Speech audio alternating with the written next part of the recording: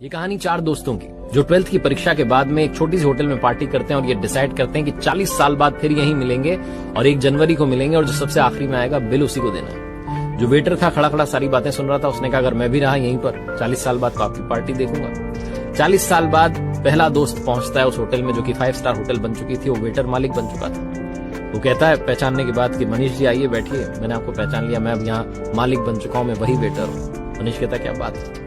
दूसरा दोस्त आता है संतोष, मनीष की बातचीत चलती है कि बिजनेस जो है ग्रो कर गया है, सब कुछ अच्छा चल रहा है, दोनों अपनी अपनी बातें शेयर करते हैं। तीसरा भी आ जाता है, लेकिन चौथा प्रवीण नहीं आता। वो जो सेठ है वो आकर के कहता है कि आप भोजन शुरू कीजिए, ऑर्डर कीजिए मेन्यू में से। प्रवीण सर ने कहा है आप मंगवा लीजिए, वो आ ही रहे। डिनर शुरू कर देते हैं, डिनर कर भी लेते हैं। बिल देने की बारी आती है तो इन्हें लगता है चलो हम ही पे कर देते हैं। वो सेठ जो था भूला वो आकर के कहता है कि आपका पेमेंट हो चुका है, प्रवीण सर ने कर दिया।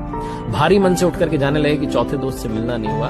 तभी एक सरकारी गाड़ी आती है, एक बंदा उसमें से उतरता है और लड़का आकर के तीनों को प्रणाम करके कहता है नमस्ते अंकल, मेरे पिताजी टीचर बन गए थे, मुझे कलेक्टर बनने के काबिल कर दिया है और वो 1 महीने पहले ये दुनिया छोड़कर चले गए। उन्होंने मुझसे कहा था कि जब वो तीनों पार्टी खत्म कर दें उसके बाद जाना और पेमेंट वगैरह कर दें।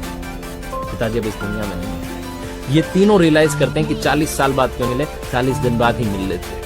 अपनों से मिलते रहिए इससे पहले कि कोई आपका अपना आपको छोड़ के चला जाए, क्योंकि आदमी पानी का